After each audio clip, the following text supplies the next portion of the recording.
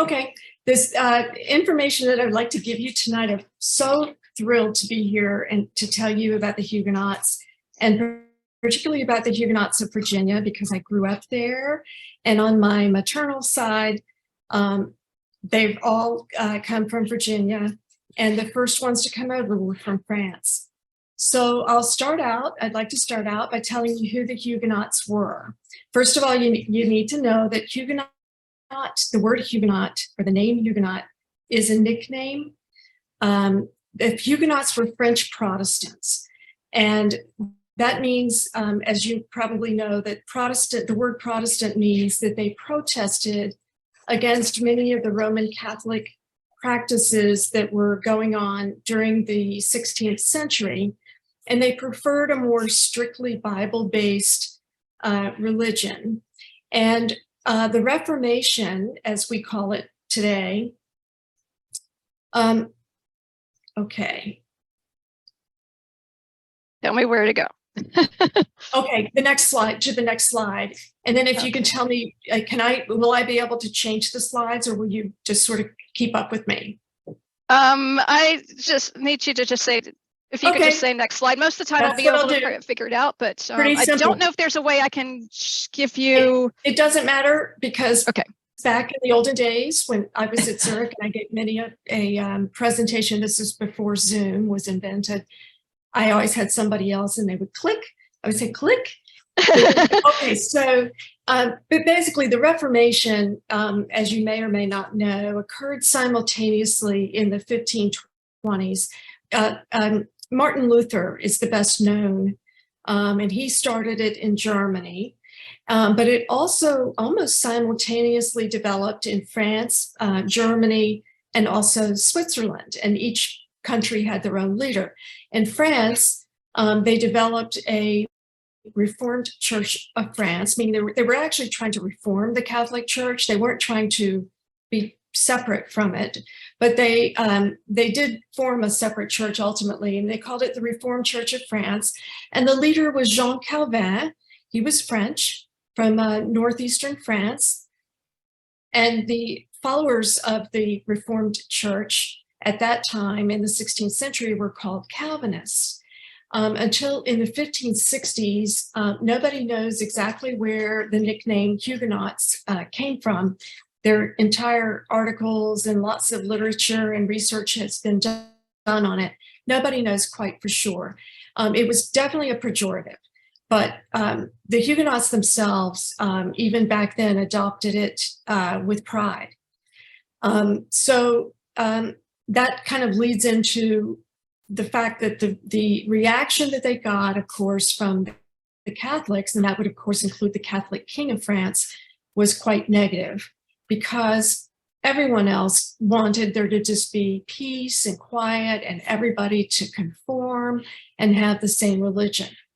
When that wasn't it became clear it wasn't going to happen, because the French Reformed followers, the Calvinists in France, were determined to go their own way, and I'll explain more about specifically why in a second.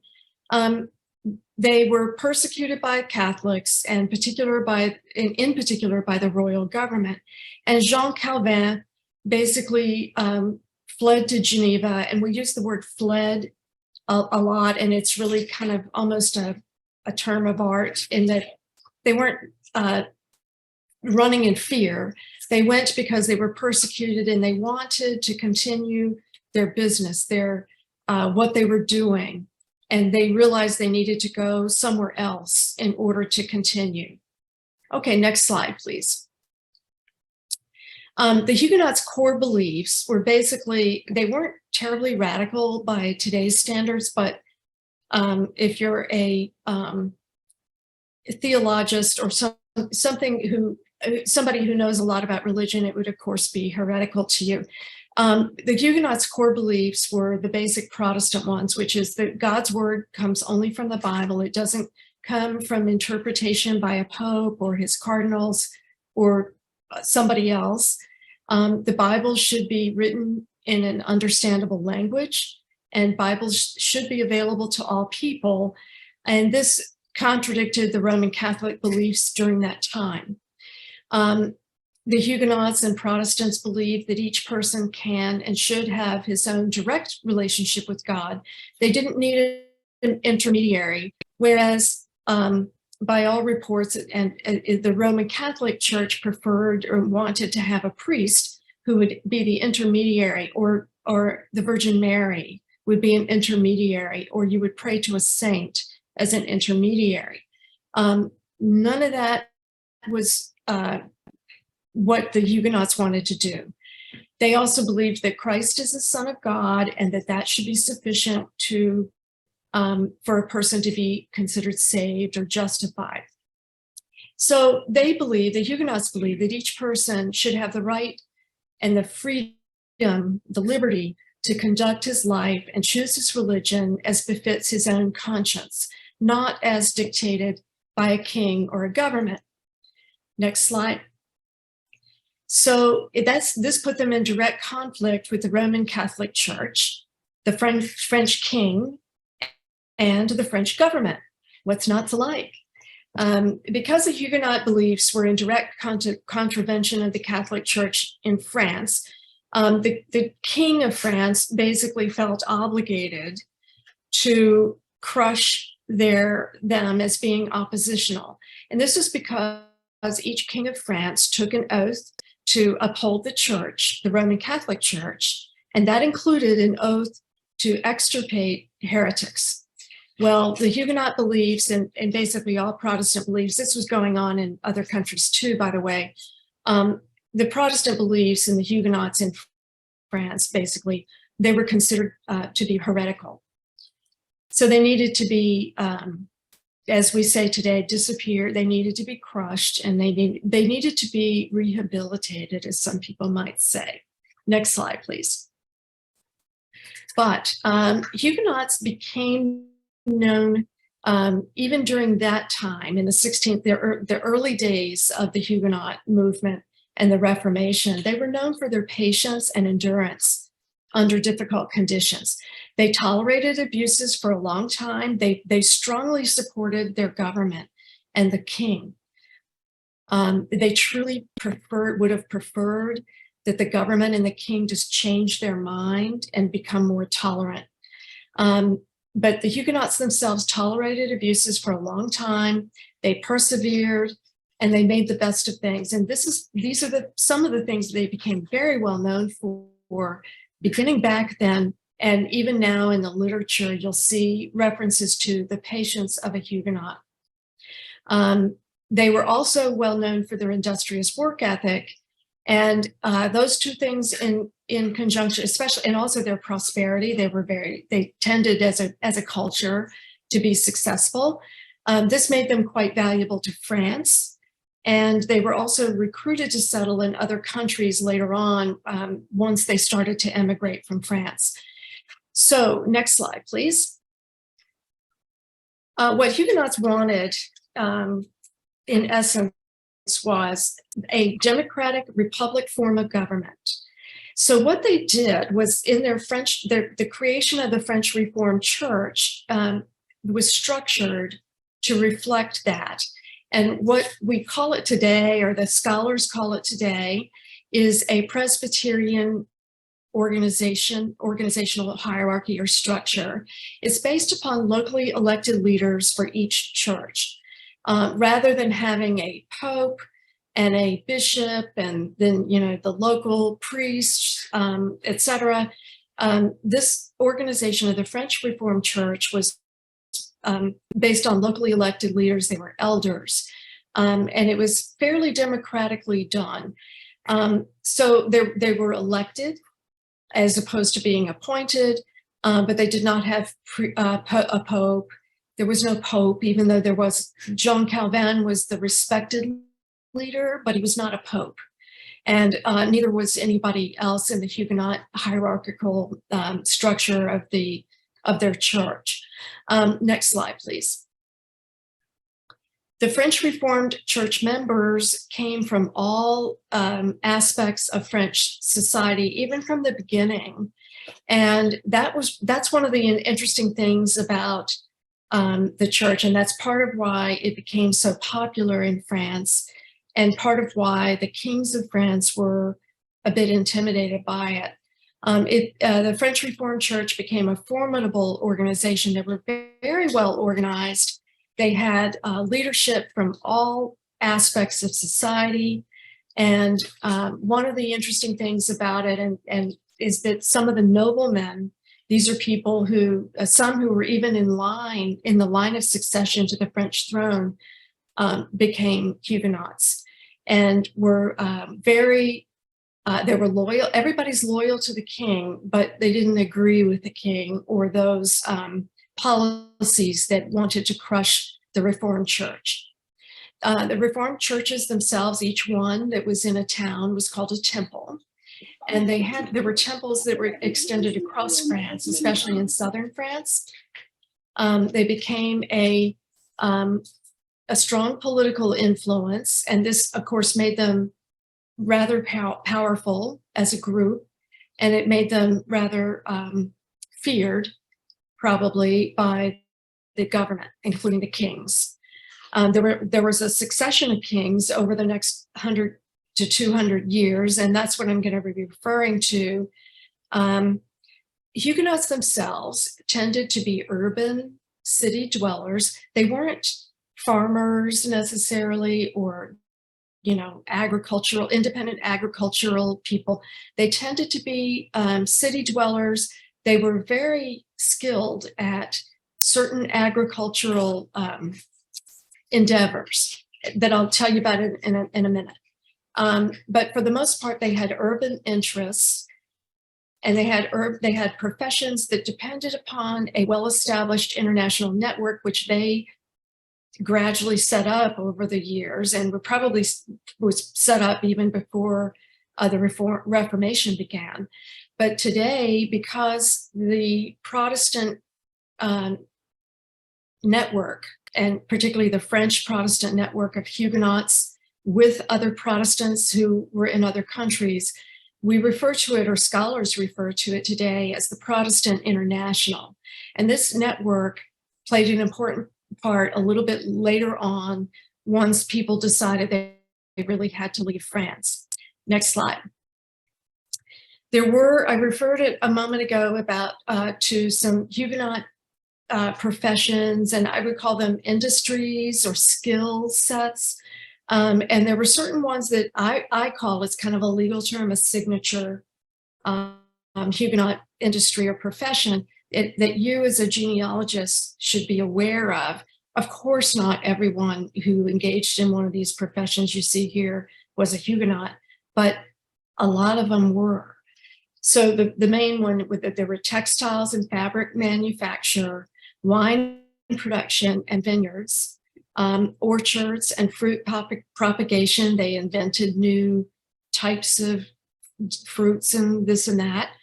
Silk and silk making, the mulberry trees or bushes or whatever they are, they knew how to do that from start to finish.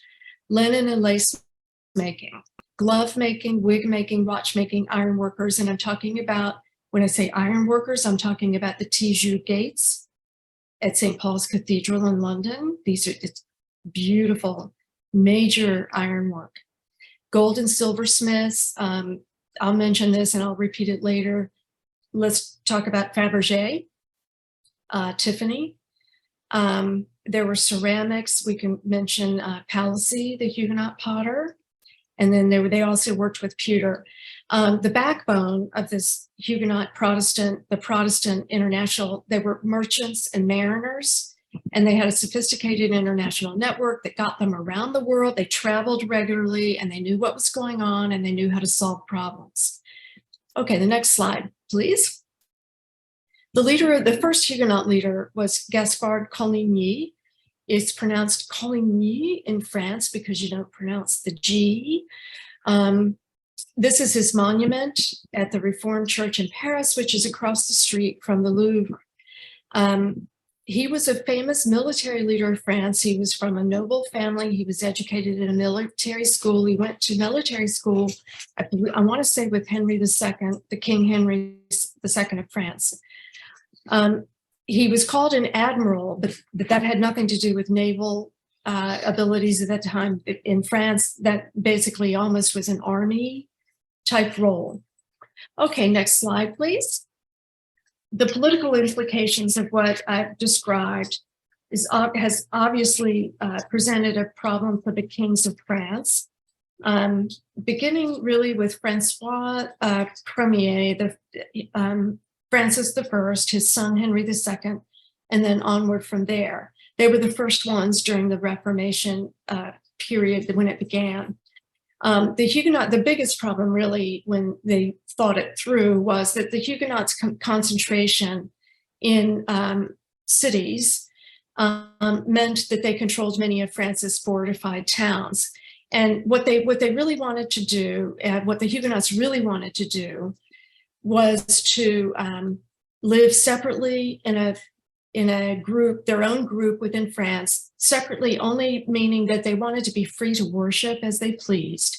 In other words, they wanted to be able to sing psalms when they wanted to. And by the way, one of the major joys of Huguenot life was to sing psalms. The psalms were put to music, set to music by some famous Huguenots from the past. So Clement Marot is one, and there are some others who contributed to that effort. And they put a lot of psalms to music. They tended to use popular French tunes because they weren't necessarily music composers, but they knew how to create a tune and make a nice a song. And the Huguenots loved that. And of course, because they did it a lot and they sang while they worked and that sort of thing, the Catholics around them disapproved and tried to subdue it on a regular basis. And it was enough to, it started massacres and that sort of thing. It was a fairly brutal time period. Okay, next slide, please. So as I was saying before, the political implications of all this was that particularly the urban concentration of Huguenots, it meant that because France was, started like 1,000 years before, and so there are walled cities and towns in France that were still standing and still stand today, by the way. The fact that Huguenots controlled so many of these across France created a real problem, and it became a fear of an insurrection, so to speak. And what we would also call it is a state within a state. They didn't want the government didn't want the Huguenots to be a state have their own independent state within France at all. So it became a political dispute rather than a purely religious one. And La Rochelle, which is on the western coast of France, almost kind of in the middle of the western coast of France, was the Huguenots' largest and best known fortified town. And that's where Huguenots fled to when their own towns and cities persecuted them to the point that they felt like they had to leave. Okay, next slide, please. The result of all this is that there were civil wars launched by the royal government and the Roman Catholic citizens who supported it against individual Huguenots and against Huguenot churches and temples and that sort of thing. Because the French kings, all of them, it got a little bit worse as time went on, but the French kings and the royal government wanted uniform conformity to Catholicism, and they wanted a uniform social structure. So they didn't want different religions. It was going to disrupt too many things. By 1562, the wars of religion had broken out. They lasted 150 years off and on. It wasn't a continuous battle, but it might go on for a year and a half, or it might only last a couple of months. And so I'm not going to get into the real details of all of that, but basically the royal troops supported the king, and they were members of the populace, most of whom were Catholic, and they basically tried to suppress the Huguenots. There were cycles of fighting, and those cycles of fighting would be followed by what I would call cold civil wars that were launched by lawmakers in the civil government with the approval of the king against Protestant citizens. And what those civil laws and the civil government did was they targeted the Huguenots' ability to even be able to hold church services, to be able to marry legally and have it be legally recognized, to die in peace without having a priest literally invade the home and insist that the person accept last rites, to be buried in a Protestant religious ceremony in a actual cemetery or graveyard, as opposed to being buried in some unmarked grave somewhere out in some other land outside town. And also to give birth to children who were legally recognized as legitimate. Next slide, please. So the Huguenots, by this point, it was in the 1560s, even then, a lot of Huguenots, including their leader, Admiral Coligny, realized that maybe the best thing would be for the Huguenots to leave France. They wanted to do it peacefully and easily and orderly. And his thought was to create new Huguenot communities or settlements in foreign lands where freedom of religion could be practiced. The foreign lands would need to be tolerant. He thought he had a good relationship at the time with King Charles IX, who was young, who was a teenager. He was the son of Catherine de' Medici, and you may have heard of the Medici family. That they had popes and et cetera. They were from Italy and basically were based in Florence. Coligny had persuaded the King of France to send Huguenots to settle a colony in America, in Florida, which was actually a pretty large area of southeastern America, on behalf of France. And they did this. They sent a group of Huguenots to settle right outside of what's now Jacksonville.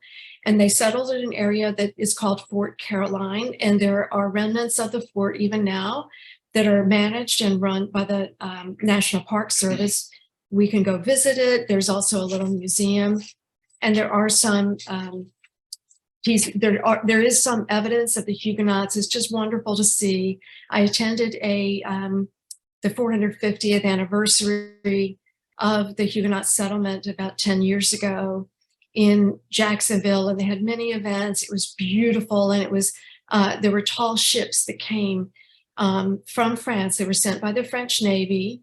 And there was a cocktail party by the French ambassador at the ambassador to, I believe it was Miami.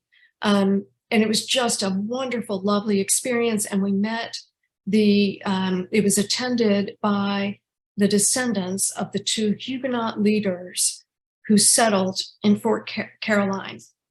One of them, whose name was Ribault, they're both young. They're both maybe in their 30s. And the other one was Laudonnière. It was just one of the most wonderful experiences of a lifetime. So there are remnants there that anybody can go and visit, and you should if you're interested in Huguenots. Okay, unfortunately, the Fort Caroline settlement didn't survive. The Spaniards were trying to set up shop in America, and they slaughtered them, basically. There was some off and on and back and forth, but it didn't survive. The French also settled in Paris, what's now Paris Island, South Carolina, but I don't think that one was permanent either. Next slide, please. Okay, about 10 years later, Coligny was still around. He was still the leader, and he thought things were kind of moving along in a positive direction. The king's sister, Charles IX's sister, Marguerite, was to marry the Protestant Prince Henry of Navarre. And he was of the Bourbon family, the line of descent that was actually in line to be heir to the throne of France. But the problem was that he was Protestant. Well, that's okay. They decided to invite all the Huguenot leaders to Paris to the wedding. It was a wonderful occasion. Everybody showed up, including Coligny. He didn't want to hear anything about the danger of, like, what if this is a setup? And of course, looking back on it, it probably was a ruse. The Huguenots were slaughtered in a very organized fashion in the middle of the night in Paris, first by the King's Guards and then by mobs. The very first victim was Admiral Colonial. This was all sanctioned by King Charles IX and planned by Catherine de' Medici, and the stated reason was they had discovered a Huguenot plot to assassinate King Charles IX, which was ridiculous and totally unsupported by any evidence. Next slide, please. But to make matters worse, it wasn't just the Huguenot leaders in Paris who were slaughtered. It was Huguenots in Paris who were slaughtered, and mobs in many of the major towns across France hunted down and killed their Huguenot neighbors. So it basically spread. There were already hostile French laws on the books that rewarded people who turned in Huguenots, and there was hope that anybody who killed a Huguenot or turned them in would actually get some of their land. Next slide, please. So there was an exodus that actually began in earnest at that time. Those Huguenots who could headed for the borders. They headed in secret because immigration was forbidden by the king. They went over the border, the eastern border to Geneva. They went to England using those merchant and mariners that I just mentioned to you a minute ago. They went to Germany, same way, sometimes on foot, sometimes by ship. And they also went to Holland. Okay, the next Huguenot king that I want to tell you about is, or the next king I want to tell you about is Henri de Navarre, who was a Huguenot. Next slide, please. Henry of Navarre was a member of the Bourbon line, and he was in the line of succession to be king, except for being Protestant. He was young, he fought bravely and well for the Huguenot cause and all the wars that I mentioned, the civil wars that I mentioned. Here he is on the left, and then on the right, here he is actually fighting in battle. And he had a white plume, which you can't really make out here on the slide, but it's he was known for the white plume. He told his followers, just follow the white plume, look for the white plume. Next slide, please. He was quite a leader. He was a man's man. He was a leader, but he was also a bit of a ladies' man, and he had social skills that were legendary with both. He was also very practical and very highly practical. So after many years of civil war, he realized that France was badly weakened and something needed to be changed. So he made a decision that peace would be the right goal for France now, and that Paris is worth a mass, and that's a famous quote. So he converted to Roman Catholicism. He did become, and he took the throne in 1589 and was crowned in 1594 as King Henry IV of France. Next slide, please. One of the main thing he did for the Huguenots, he did look after the Huguenots, even though he actually tried to sincerely be a Catholic, because of course none of the Catholics trusted him, and they didn't trust that he was really converted. So it took years for him to gain their trust. But meanwhile, he did in 1598 grant civil and religious rights to Huguenots by the Edict of Nantes. He established peace and prosperity throughout France. He made major improvements to France's finances. He ensured that everybody was fed. He wanted a chicken in every pot, as he said. And he became known as Henry the Great. But he was assassinated in 1610, and it happened to be by a Jesuit. Next slide, please. His wife may have had something to do with it. Nobody really knows for sure. His son, Louis XIII, became king. He was young, so the mother, who, by the way, is not the same wife that Henry of Navarre married during the St. Bartholomew's Day massacre, he divorced her. And now he's got a Catholic wife who's also a de' Medici. So she kind of led her son, Louis XIII, for a little while, and then he finally got his own. He got a prime minister, Cardinal de Richelieu, And they decided that suppressing the Huguenots was really what needed to be done. And Richelieu was masterful at this. He basically, his first target was La Rochelle, and he succeeded. Next slide, please. The next king of France was Louis XIII. I think it was his son, but I think it was his son. And Louis XIV is known as the Sun King. He's the one that France is famous for, is Louis XIV. He reigned for a very long time. He implemented the worst persecution that had ever been experienced by Huguenots in their entire history. He believed in absolute monarchy, one king, one religion, and everybody had better follow him and show up when he wanted them. He needed to see his courtiers. He wanted them to show up at what he created a separate court at Versailles. He didn't care for the Louvre in Paris, so he created a suburban court in Versailles. And oh, there's a beautiful palace there. The courtiers had better show up, and they better stay there, and they better be seen by him, because if they go to their own estates out in the hinterlands across France, so they can manage their own estates and keep their own fortunes and look after their own families, no, this isn't what Louis XIV wants. So it put a great deal of pressure on his courtiers, but they adhered. They did what he wanted. He initiated foreign wars to expand French territory. He brought France to the brink of bankruptcy as a result.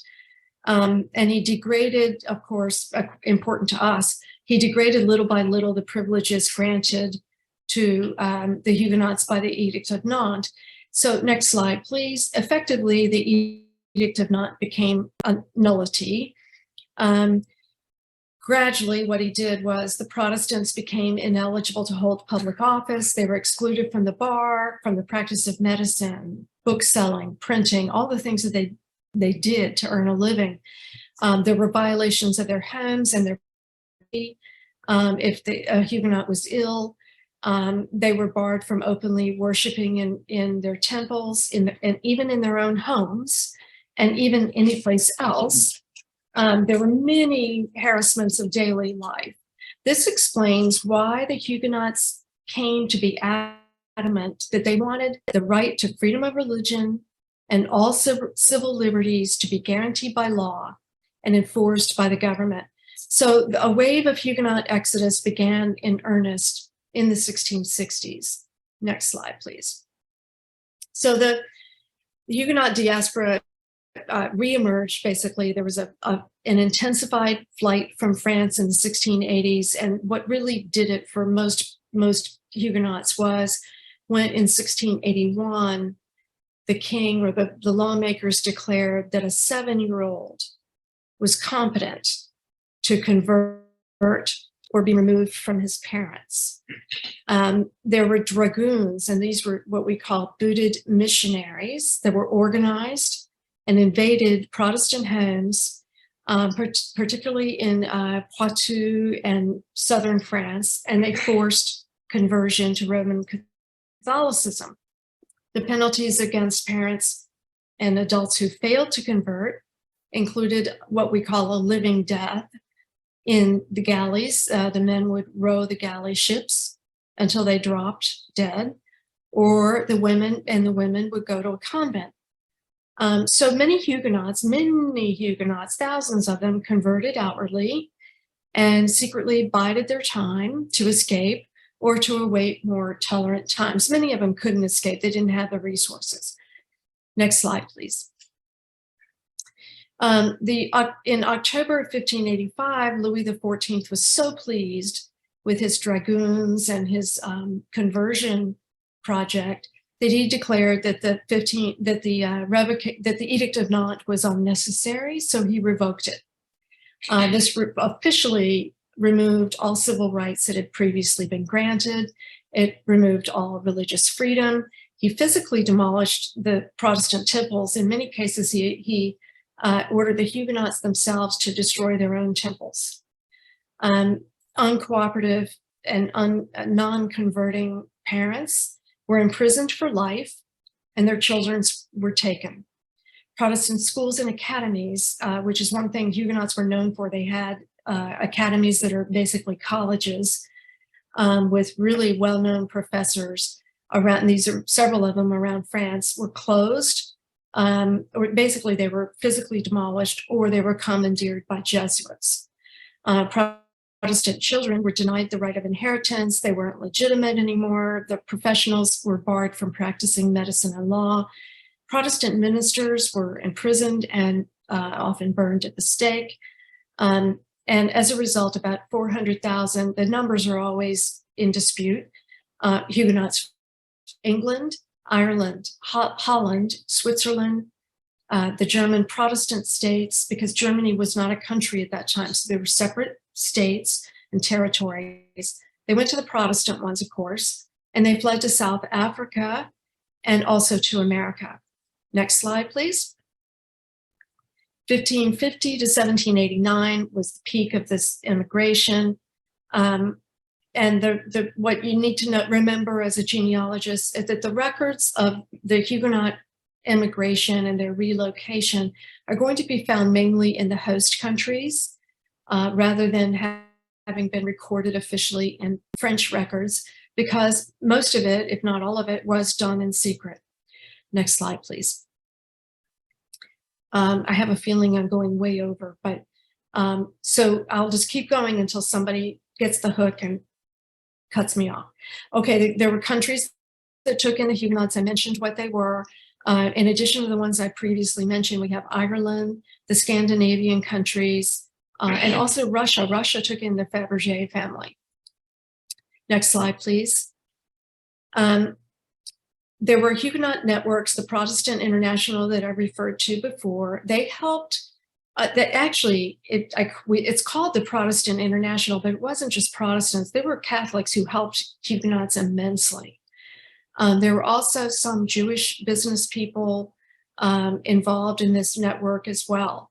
They were all sympathetic to the Huguenots, and they were all wealthy, or most of them were. They had the connections and the resources to be very helpful.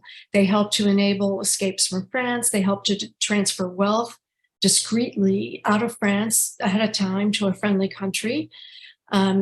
They assisted with making the contacts that would be needed in order to set up a new life in a new country.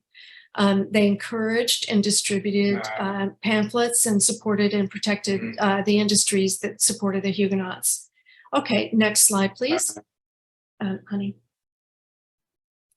Those who stayed behind mostly became nominal Catholics. They were awaiting more tolerant times, or they were planning their escape. This is now basically in the 18th century.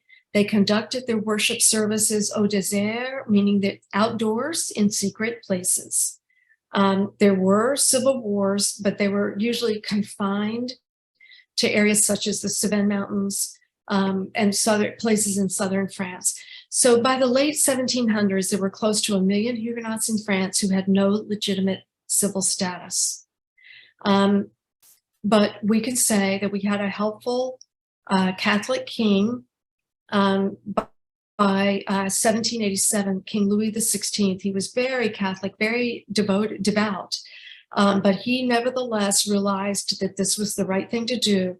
He implemented or signed off on the Edict of Toleration, restoring the civil rights and privileges to French Protestants in France. So in the way we look at Huguenots today, they're typically considered to be French Protestants who fled from France before the Edict of Toleration, or they're French Protestants who chose to stay in France and endure the persecution in spite of the persecution. Next slide, please. What the Huguenots became known for throughout this couple hundred year period is perseverance and making the best of it in their day-to-day conduct, their cheerful and lively, industrious work ethic, and part of their prosperity was because they worked more days per week than an average Catholic did, because the Huguenots didn't observe all the Roman Catholic feast days and holidays.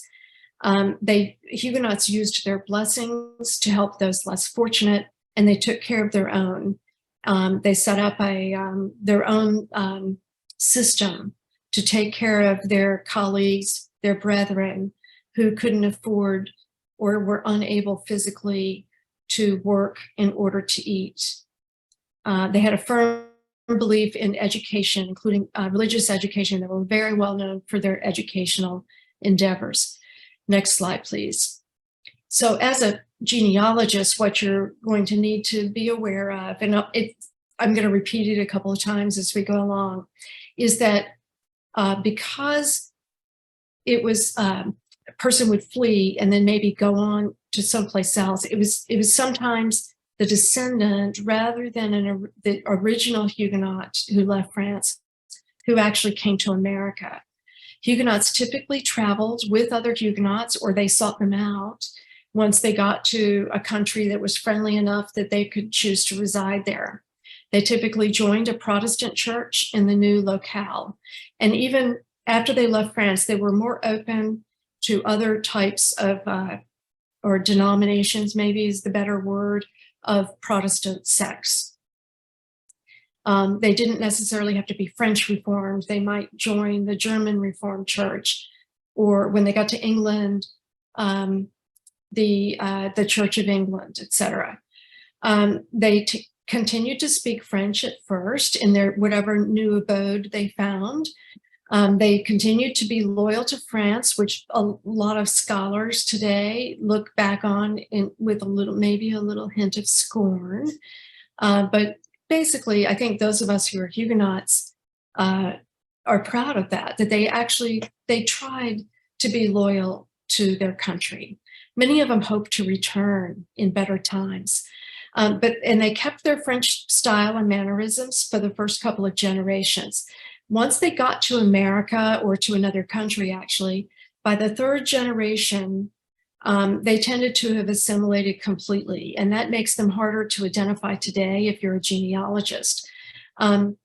It also was another secret to their prosperity is that they were able to assimilate just about every place they went. Okay, next slide, please.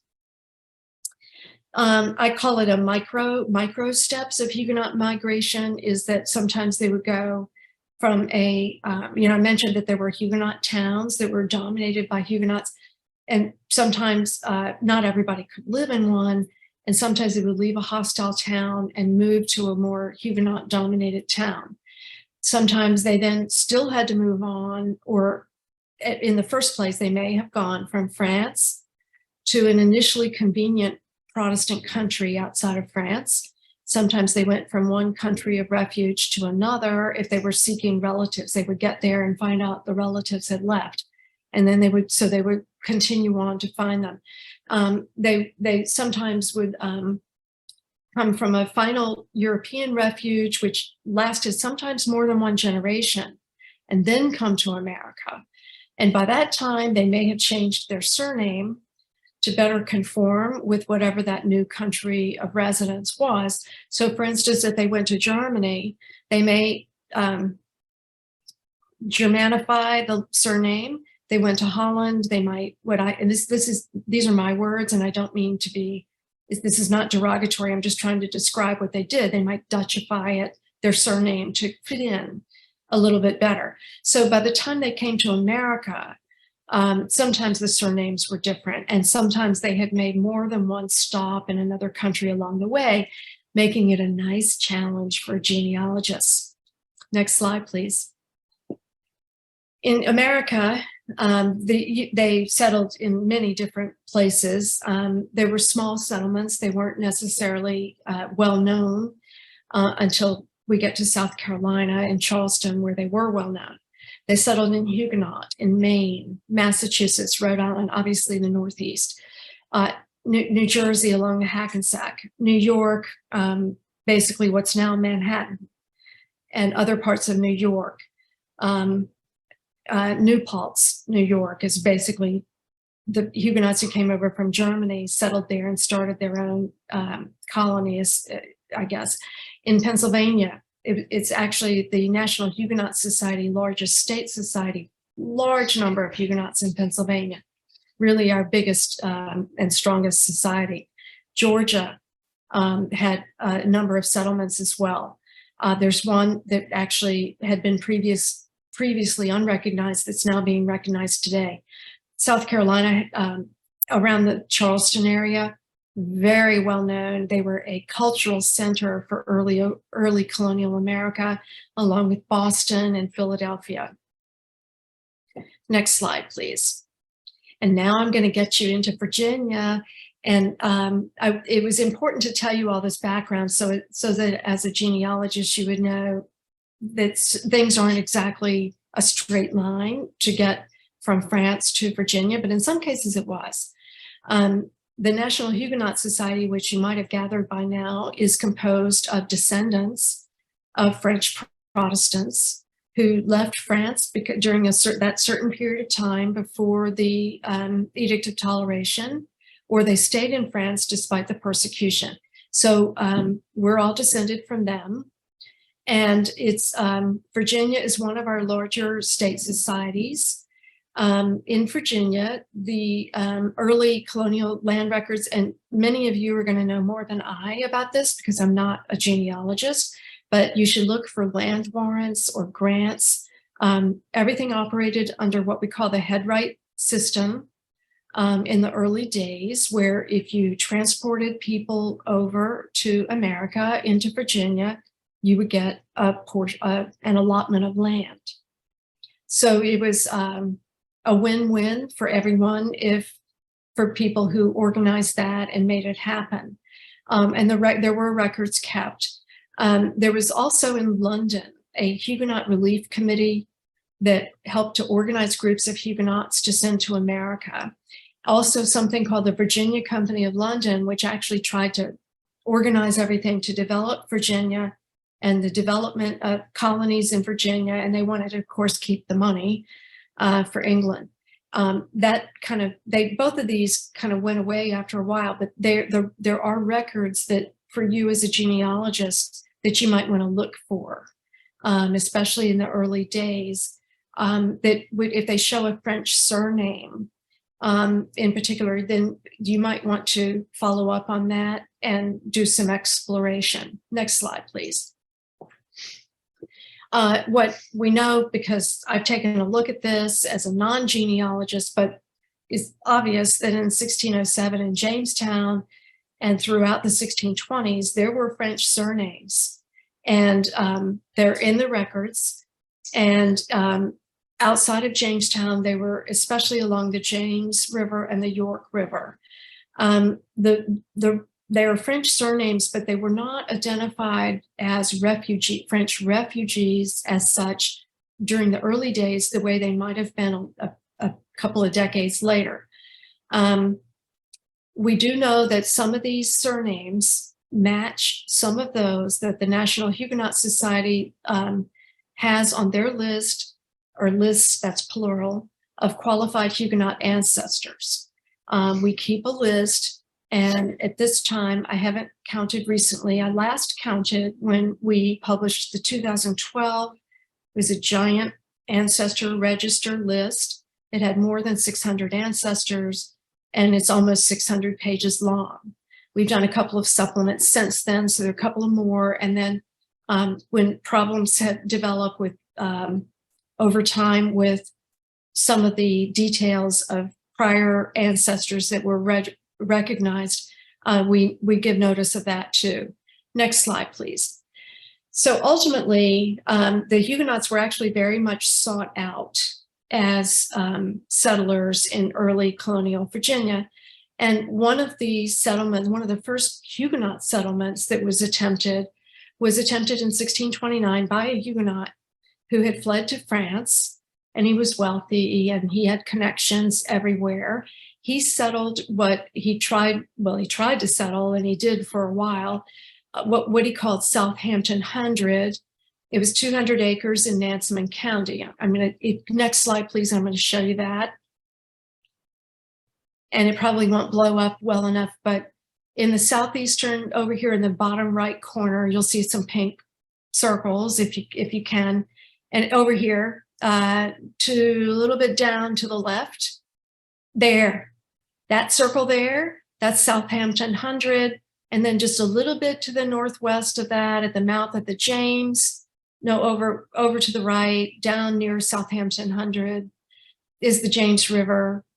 And it's really a shame I can't leave it. But anyway, so they were not, Southampton 100, unfortunately, didn't survive. Everybody dispersed by 1698. Nobody thinks that they died or, any calamity occurred. I think they just dispersed. From other research that I've done, it seems that below the James River, the land, the quality of the land itself, the soil wasn't the same or as good or as fertile as that above the James River. And so it may have just been as simple as that. They went elsewhere, but there are today still a lot of French surnames in that area. By 1630, they had dispersed, we think, up along the York River and along the James River. Okay, if we could go to slide 37. Okay, early Huguenots in Virginia by the 1650s, the laws had changed and allowed private landowners to attempt to recruit settlers to live on their own land. And so what we see in the Huguenot records, at least, that we have kept, that there is information that proves that some of our Huguenot ancestors who settled in Virginia came over individually, and they received land grants directly from the Virginia government. And so we know that from the information we have and from the records that exist that prove it. Next slide, please. There was another Huguenot settlement attempted, and this was much later. It was in 1685, which of course was the same year that the Edict of Nantes was revoked. And so we think there was probably a huge wave of immigration into England and Holland, and it became a bit of a refugee problem in those countries. They tried, but they couldn't accommodate virtually everybody. And so there were a lot of Huguenot volunteers to come to America. So Brent Town was organized by a private landowner named Brent, who formed a partnership. He had land in the Northern Neck and he wanted to settle it. And he wanted Huguenots because of their reputation, for their skills and their reputation. So he located it on the Occoquan Creek in Stafford County.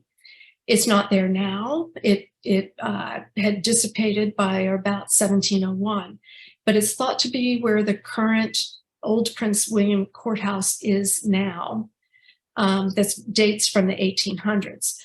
These settlements were all done in what I call the frontier buffer zone area theory of settlement, where they thought they could get a group of settlers who were so desperate that they would be very happy to settle on the frontier, like right on the edge of civilization, and be the buffer zone between Indians, French soldiers, marauding French soldiers and marauding Spaniards who wanted to take over the territory. And it maybe at first they were willing to, but they ultimately found out. And let's not forget the Native American Indians who had been displaced from their land, who were not particularly all friendly.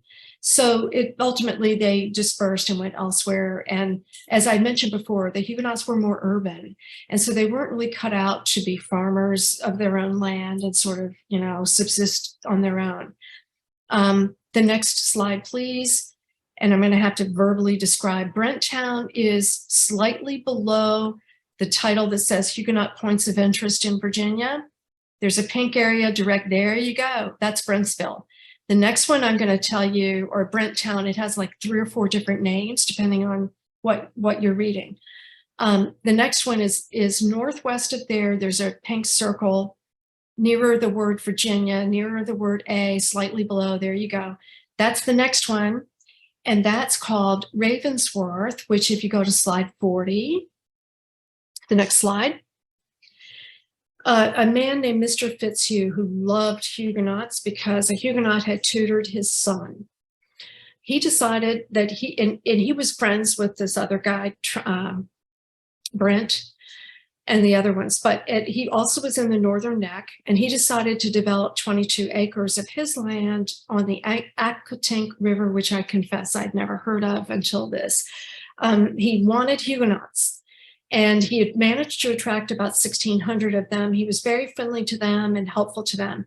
A Huguenot named Abraham Michaud, who we have members who have joined on, was one of them. But it failed also around the same time the Brent town did. And here at Ravensworth, that we do know that there was a disease, some sort of disease that was associated with its demise. People began to leave. A lot of Huguenots apparently reportedly left and went to Calvert, Maryland, apparently. But it's all vague because nobody really kept track of them. But nevertheless, so this settlement is also like nobody knows exactly where it was. Next slide, please. But it was an attempt. The successful attempt to settle Huguenots in Virginia came just a few years later in 1700 and 1701. And they were settled in an old Indian reservation on the land that was an old Indian reservation called Manikin Town, or it was the Monacan Indians. It was purely Huguenot at the beginning. They came over from France and elsewhere from England, from various other countries that they had gone to before coming to England. They came on several different ships. Manikin had problems at the beginning and could not accommodate everybody that they had invited. So ultimately, by I think the second or third ship, not everybody who was on the ship went to Manikin. Many of them stayed at Jamestown. Many of them dispersed elsewhere, particularly north to the James River, the York River, and the Mattapony River, which is a branch of the York River that's a little bit further west than what we would call Yorktown. But the Manikin settlement survived for many years. The Huguenots were given plots of land. It was successful after the first couple of years of hardship, where they didn't have enough food and there were terrible problems, but they overcame them. But then ultimately the Huguenots outgrew their plots of land. They were too small. And so they decided to emigrate. If you go to the next slide, it's the same old map, which I had hoped I would be able to expand. I don't think you're going to be able to really spot it, but right kind of smack in the middle of the map is, I wish my pointer worked, a little bit southwest of where you were, along the James River, which, there you go, right over there, a little down there. There's actually a pink circle, and that's Manikin. It's no longer there, but it survived for many years. And then even English and other people came to join them in the 1720s and 30s. They even began to speak English, but they didn't have schools, and there were some other issues with critical mass and other things that they couldn't accommodate the needs of the Huguenots in particular. They wanted schools and they wanted some things for their children that were not available because of the limitations. So let's go now to slide 43. The next settlement, whether it wasn't a settlement, actually it was a migration. And this gets into what I mentioned before about how Huguenots went from France oftentimes into Germany. Many of them went to Germany. And then in the 1715s through the 1740s, they immigrated from Germany into Pennsylvania. And from Pennsylvania, they began trekking down into the Shenandoah Valley. And they settled in Augusta County and Rockbridge County and that whole Shenandoah Valley area. Many of them have German surnames because they had been in Germany for 1 or even 2 generations before they came to America.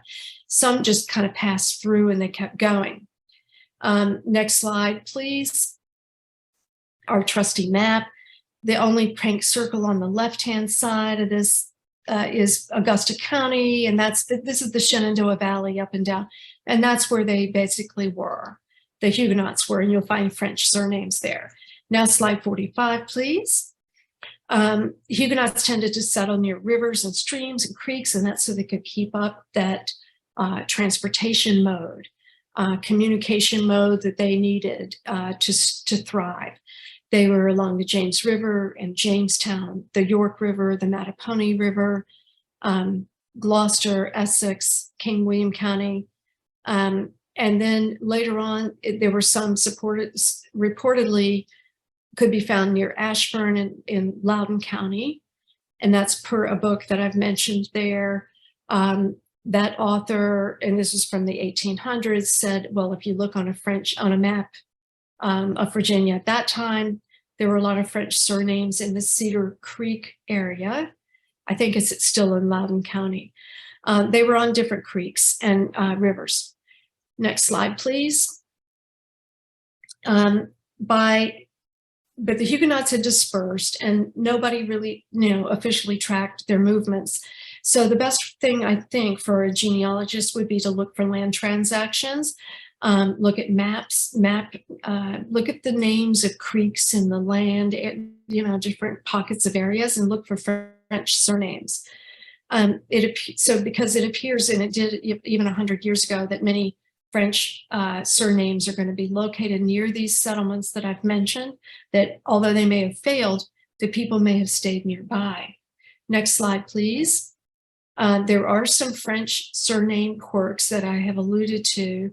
And the main one is that a surname today may not look or sound totally French anymore because it may have been anglicized or translated into an English equivalent word like blanc in French would be white in English. A clerk may have typed it as it was pronounced, so it might be blank, rather than as a Frenchman would spell it. Collinsdictionary.com and linguist.com can help with translations of a French. If a French surname has a translation or any other, then you can find out what it is using those resources. And as I mentioned before, they may have Germanized or Dutchified their name.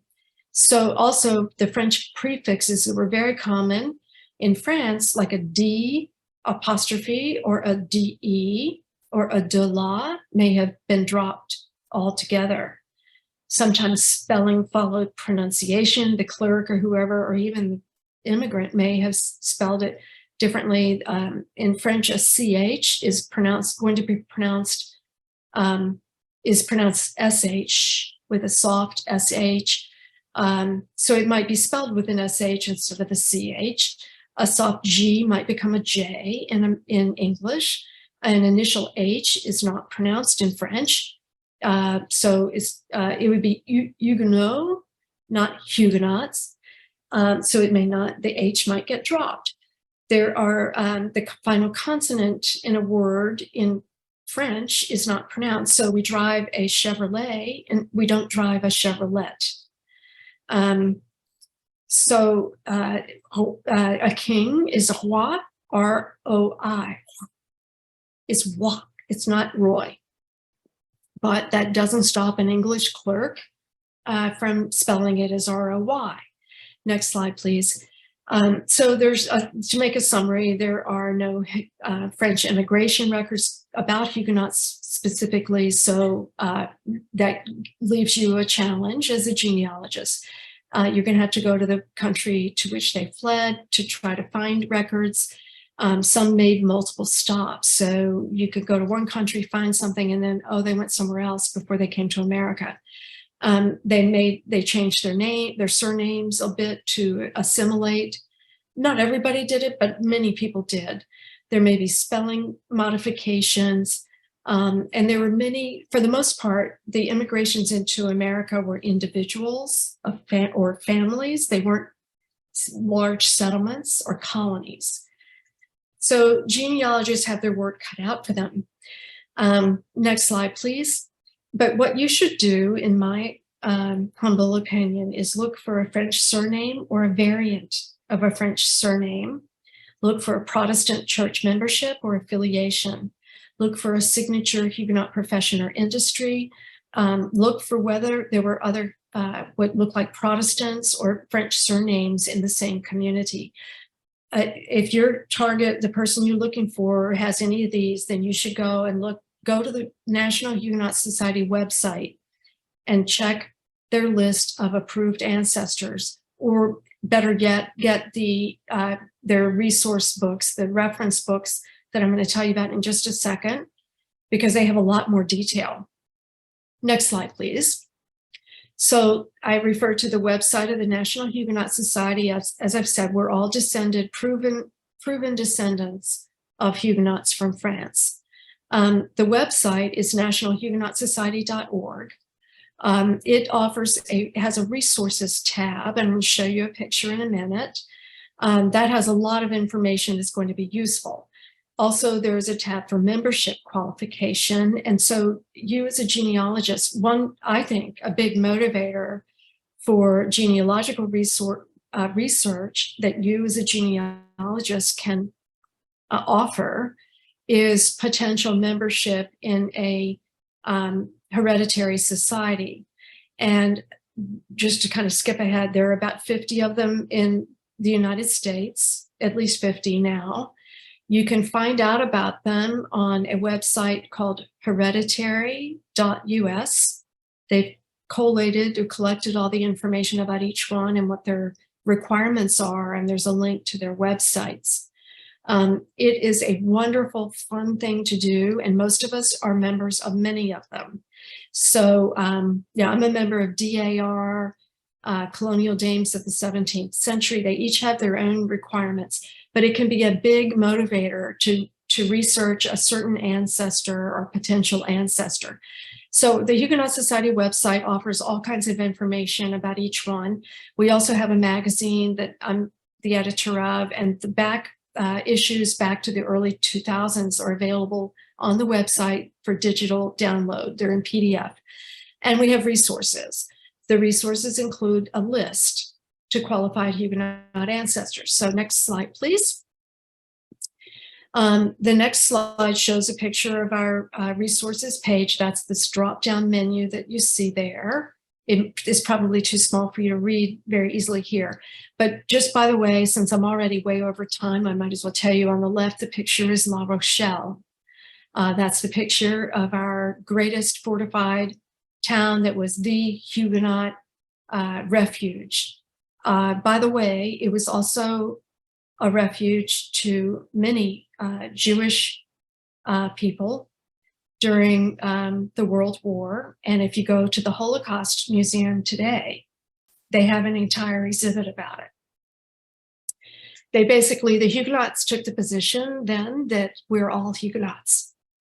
Okay, the center emblem there is the Cross of Languedoc. It has a upside down dove, which signifies the Holy Spirit, and it has a lot of other symbolic meaning that I don't have time for. The image on the right is Paul Revere, who was of Huguenot descent, and we know that he was a famous patriot because of his ride. So this is the resources tab is where you're going to find the list. Next slide, please. Here's what the list looks like.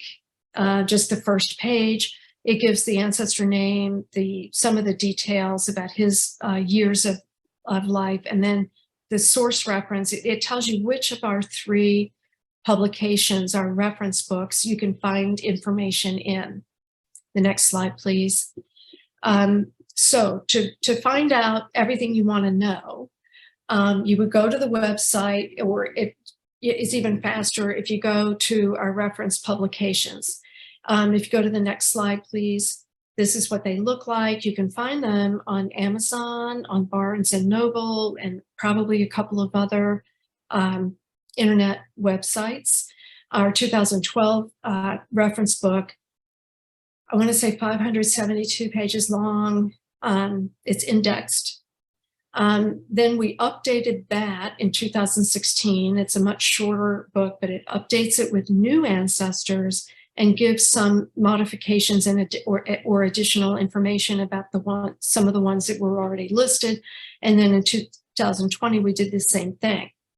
So tonight I'm announcing officially that we're going to publish a new reference book in 2024. It's going to be a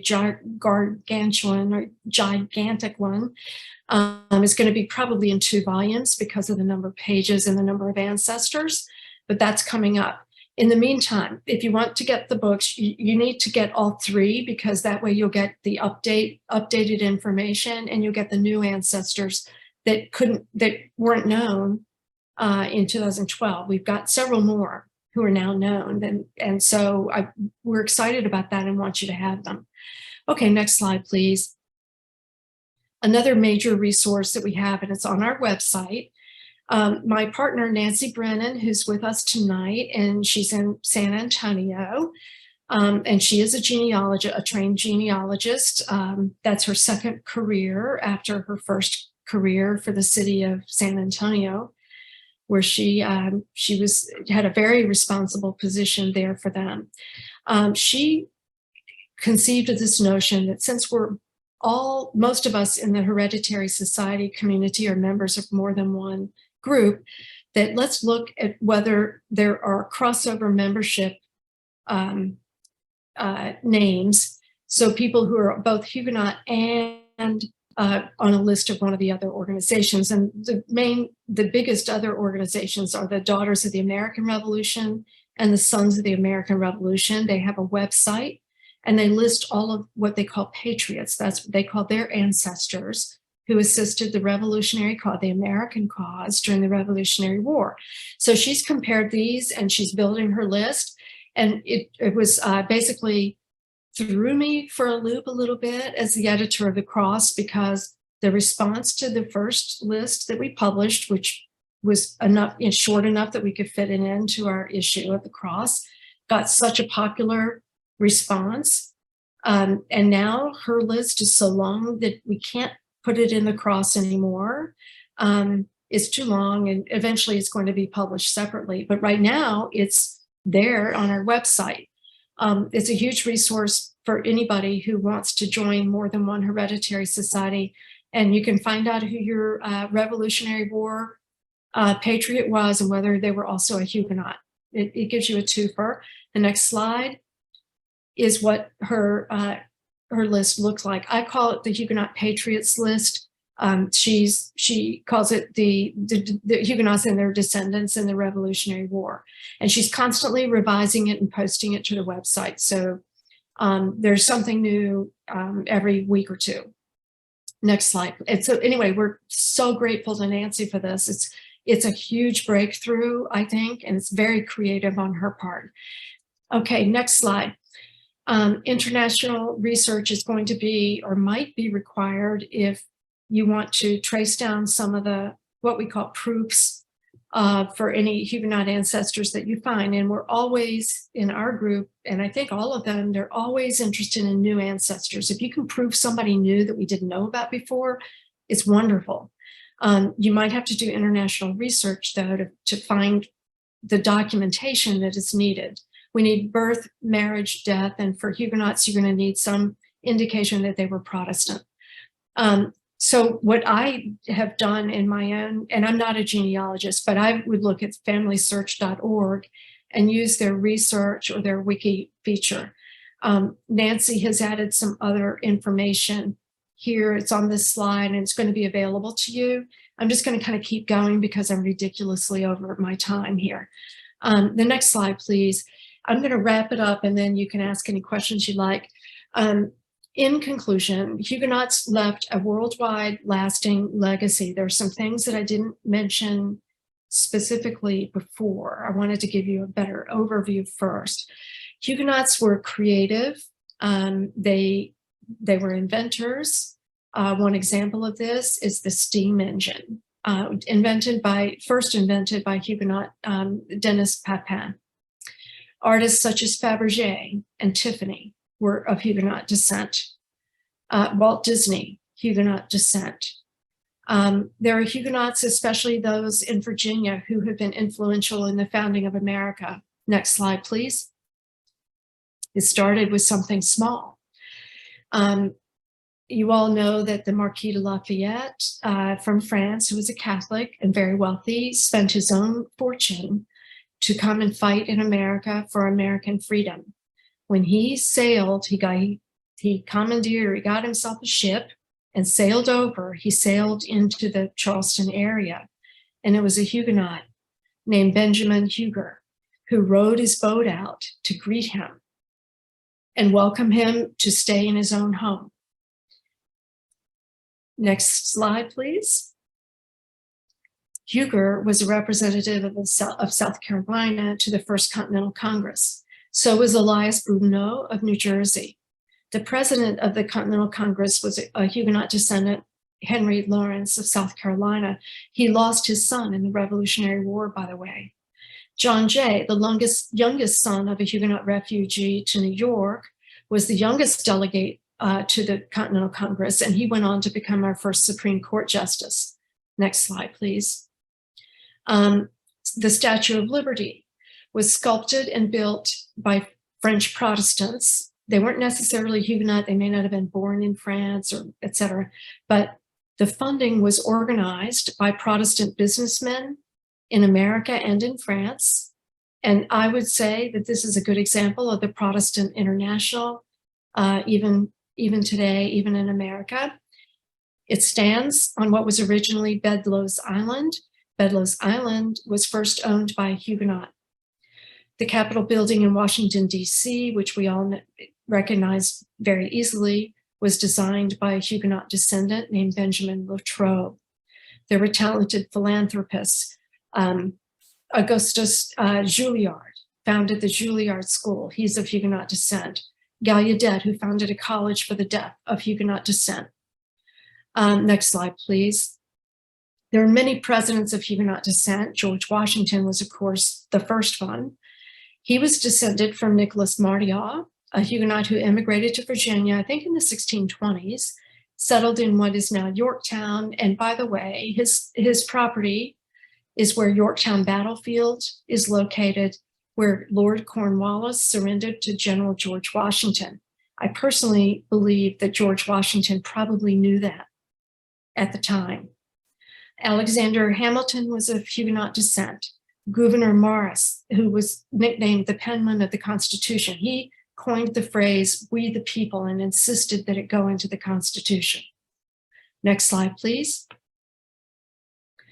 But there are other Virginian Huguenots who are not particularly well known, but were highly influential.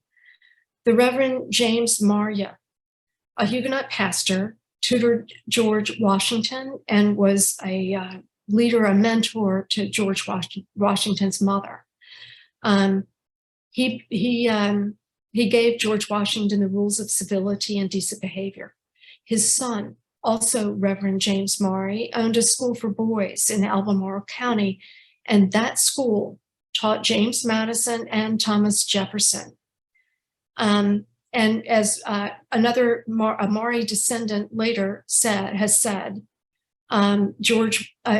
Thomas Jefferson can be called the apostle of civil and religious liberty. And so surely that Huguenot descendant, the Reverend James Marye, influenced Thomas Jefferson's thoughts and his thinking and the things that he did later and believed later. Next slide, please. So Marye's, we now pronounce it Marye, and it's spelled Marye, and that's a good example of a surname that started out M-A-R-Y-E, and it's now Marye. So in the late 1800s, Richard Lancelot Marye was speaking about his Huguenot ancestry, and he said, "The seed thus sown in France by the father's deaths took root in Virginia through the children's daily lives and sweet influence there. Huguenots in Virginia and their conduct and principles helped to shape the formation of the American government, American values, and American culture." Next slide. Huguenots in Virginia helped to secure for their brothers in France what had always been denied to their own forefathers. They wanted perfect equality, and they got it, of citizenship under the law, the right to worship their God according to individual conscience in peace and security. So it's very fitting, I think, that so many American presidents of the United States were of Huguenot descent. And that would be, you could start with the Roosevelts, well, George Washington, of course, the Roosevelts, we can fast forward and come up to the Bushes and even President Obama. Next slide.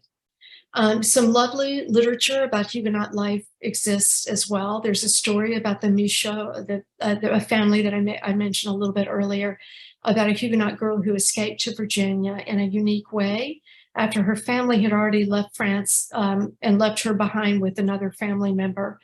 And it's a cute little story. It's short. If you're interested in this and any other Huguenot stories, you can email me, and the email address is there, huguenotworld@gmail.com. Next slide, please. There are Huguenot hereditary societies, there are only a couple of them. Huguenot Society of America is the oldest one, based in New York, but they have some state societies, I believe. National Huguenot Society, which I've mentioned several times.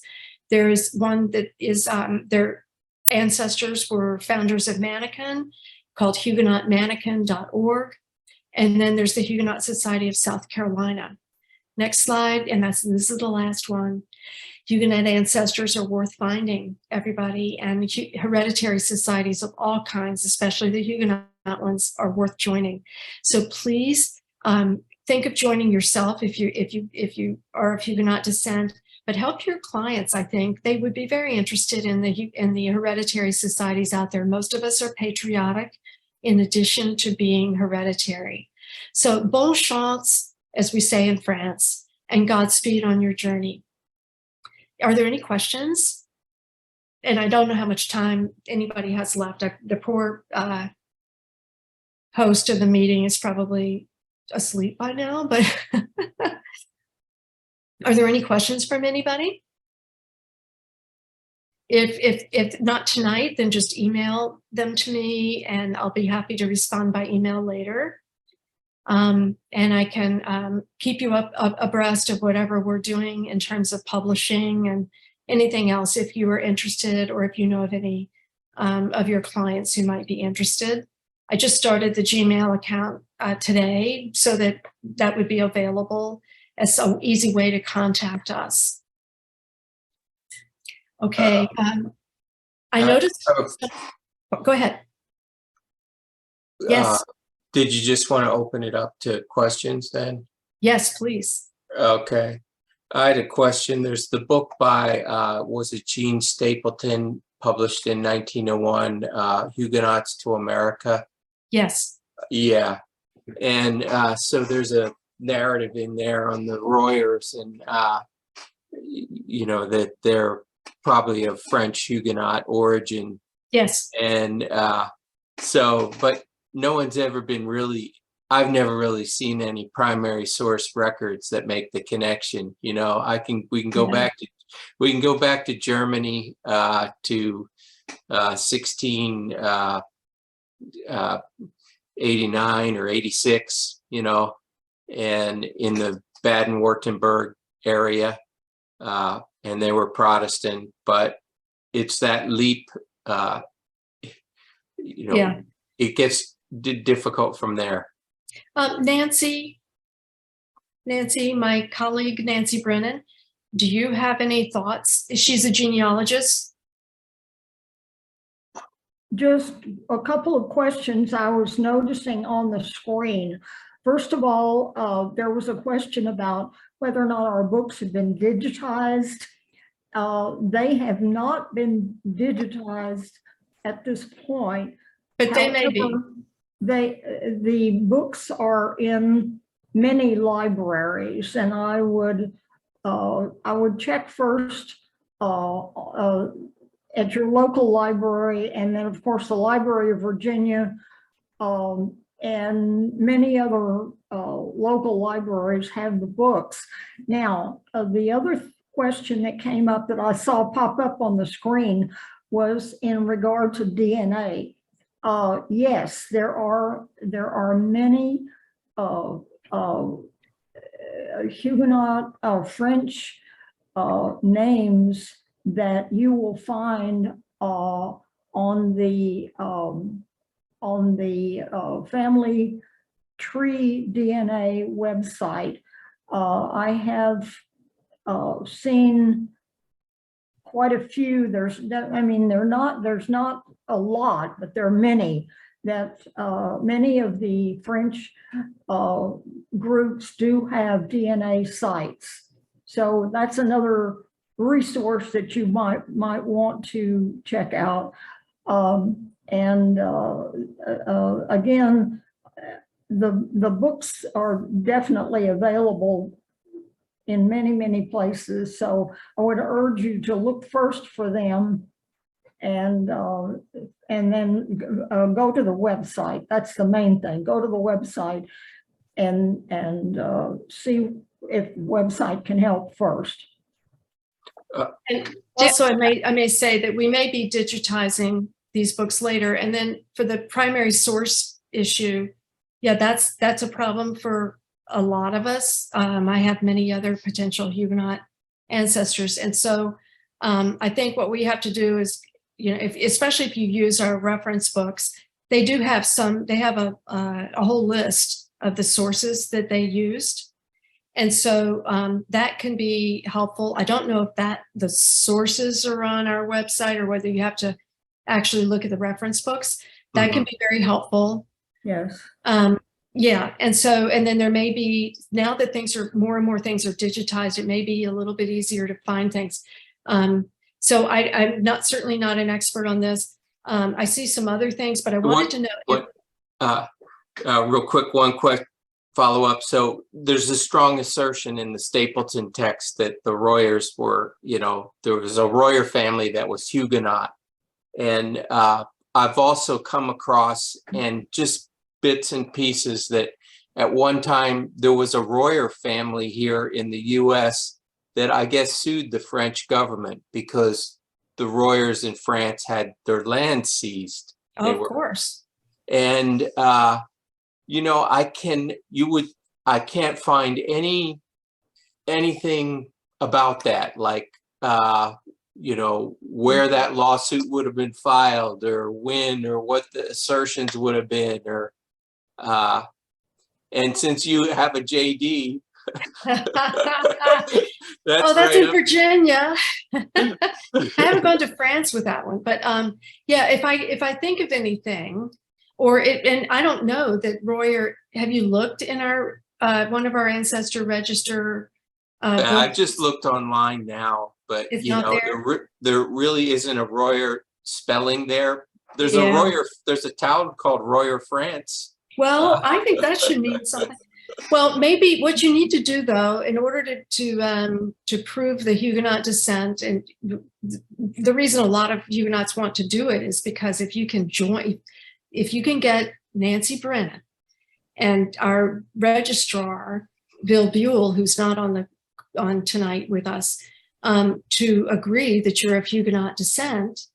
So you fill out the application, you give them what you got, and then let her rip. I got turned down the first time, and I had all kinds of land records and everything else. And my Huguenot had been at Mannequin, and he was a member of the church, an elder in the church, and they said no. And they wanted more. So I gave them some more land records and some other stuff, and eventually I got in. But then once you have, so if you can get membership in whatever society it is, whether it's the Huguenots or one of the other ones, the Colonial Dames, or, well, not for you, but SAR or whatever it is, that's your certification. And then usually if you can get into one, then you can get into the other ones. So it's, I don't have any other ideas for you tonight, but I'll put my thinking cap on. Okay. And if I think of anything, so you could certainly shoot me an email, and then I'll remember to do it. I work full time at a law firm, so I don't have as much time as I would like. I understand. Yeah. None of us do, and that's the whole problem. Right. Janice, I wanted to apologize. My computer crashed just as you ended, so that's why I left you guys on your own for the questions. Usually I stop and I introduce you, so I apologize. But no, that's all right. I just didn't know, like, when the book was going to come out. I saw somebody on at the very beginning. I don't know if she's still on, named Shelley Murphy. And if Shelley is still on, I wanted to say, I think we're related. Okay, so what other, let's see, I saw something else. A lot of people are asking about specific Huguenots, and I just don't know enough about all, since there are over 600 names on on our list. I don't have them all memorized. One thing was Doug Williams about the ancestors from Calais and Picardy. I've got one too. And it's definitely in our register.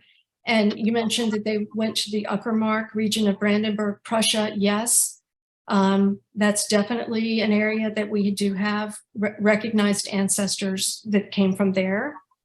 Our list of ancestors isn't the entire universe of Huguenots in the world.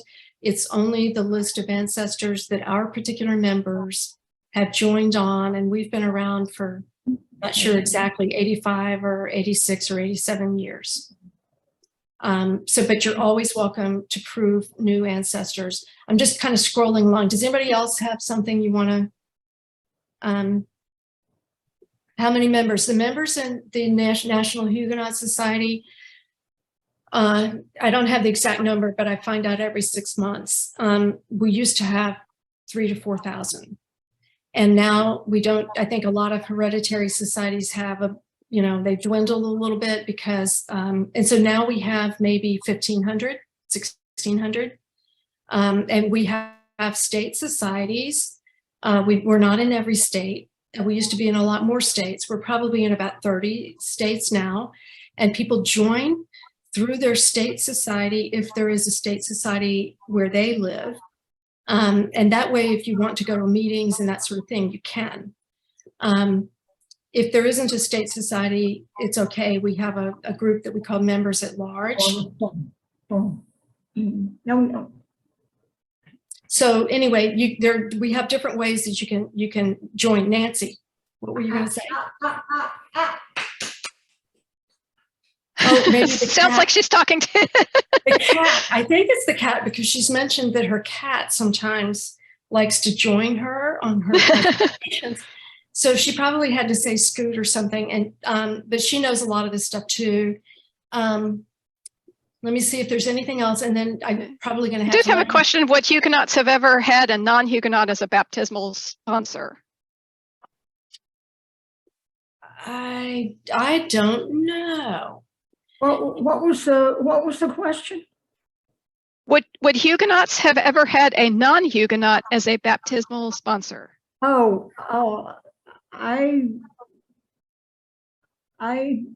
don't think that would have been it could happen. I don't know of a specific example, but I'm sure it could happen. About I think it depends on when that might have been.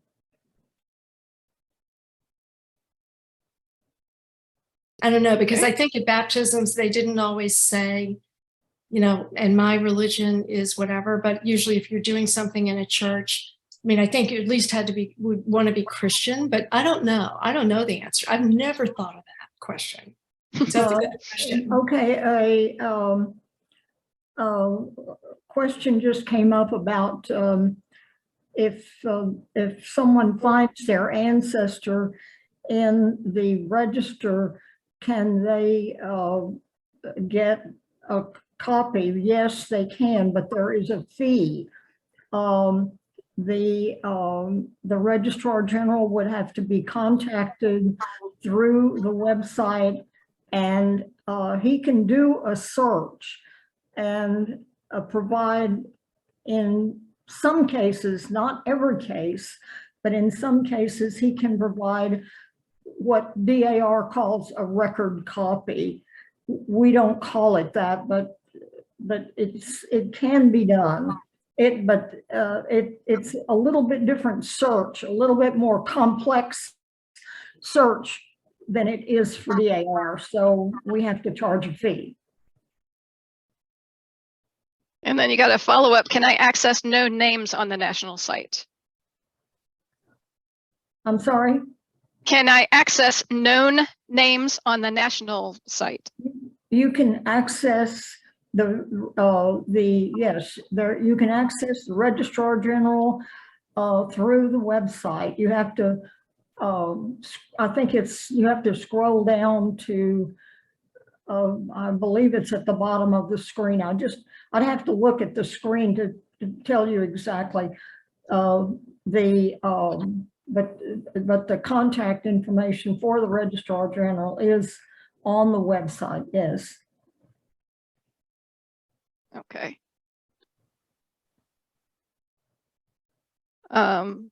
And the last question, it's believed my family is from the, and I'm going to totally mangle this pronunciation. Maybe you can see it in the chat box, Menestrie or Mannequin, and Williamsburg area. Our surname is now spelled Minitry. I am still searching for artifacts that show this link between 1700 and the relative I have a will for, born in 1740. Yes, so that came from me, Rhonda. And, you know, I visited the Mannequin Genealogy Historical Society, and I've traveled through Goochland and the Powhatan areas, as well as Williamsburg. And it's always believed and said in my family that we're related, and there's documents that we can find from various David ministries around the areas, but with all the burned counties, I haven't been able to find the artifacts needed to support the genealogy, but I too am a member of DAR from various lines on both maternal and paternal sides. But this link, for the Huguenot link, it's almost been impossible to find those documents. So I wasn't sure if, you know, when you had mentioned about, you know, studying for foreign documents or what have you, is there any, like, where do you start though to be able to do that if we can't find the documents here? I'm not sure whether Nancy would want to look at this question or answer this question, but where I would start, because I'm not a genealogist, is I would start at the family search and then go to the different countries. I just can't believe that there isn't something to support your ancestry, and the same thing with Mr. Royer. I mean, it just seems like there ought to be something that would satisfy the requirements for, and I talk about the requirements for membership rather than your Huguenot ancestry, but you have to have one in order to get the other. Nancy, do you have any thoughts? Did you have any thoughts, Nancy? Yeah, excuse me. I just looked at the website, and the Registrar General is under Contact Us. It's on the left side of the main screen. If you under Contact Us, the Registrar General is listed there. Also, a question I think just came up about the Isle of Jersey. Yes, we do have some Huguenots in that area, Isle of Jersey. Yes. And Guernsey? Guernsey, yes. Again, I couldn't tell you specifically this moment who, but I know that we do have some. Yeah, so I think we should probably wrap it up by just saying, don't give up. And as Nancy said, we have a registrar whose email is on the website, and you can contact him. And, you know, I don't know how much time he has to devote to helping with the research, but he might know something or be able to direct you somewhere that would be helpful. Yeah. And Nancy's the genealogist general for our group. So she's like the super genealogist and is very knowledgeable as well. And I think, and she and Bill work very closely together. And I work with them because I do the Cross, and I do a lot of publishing for the Huguenots. So, you know, everybody wants you to get in. We want to help you.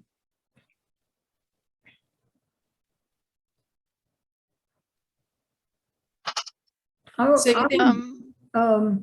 would be willing to answer individual questions as well. My email is the same place as the Registrar General. My email would be Genealogist General. It's just down the list from Registrar General. I could answer some specific questions about ancestors, but Of course, it is up to the Registrar General he's the final word on approval of ancestors. But if it's just a general specific genealogy question, yes, I can answer those.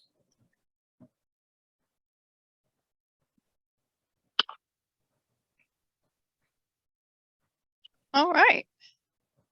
Well, thank you very much. Thanks to everybody who attended, and with our apologies for the technical difficulties, thanks for hanging with us as we sorted them out. And thank you for letting me go so far over the allotted time. I really wanted to share all this. There's no allotted time. However long you wanted to share, we were happy to have you, and we were Right. grateful for all the great information, and everybody seems to be very happy with it. Good. I got a private message that said this is the best presentation I've ever attended. Well, that's wonderful to hear. That's great. All right. Well, I really enjoyed it. And there's just so many things I'd like to tell you. I have a lot more I could tell you, but I may not have as much of the practical information that some of you may need about the documentation. So I'm going to put my little thinking cap on, and Nancy and the registrar, Bill Buell, will help you if you have individual questions. And hopefully, with a little bit of effort, we can help anybody who needs some help becoming to establish their Huguenot roots or establish them for somebody else. Fantastic. Thank you very much, and good night, everybody. Thanks, everybody. Thank you. Don't forget to email me if you have questions or anything you want to say. All right, thanks. Bye. I'm gonna leave. Okay. Bye-bye.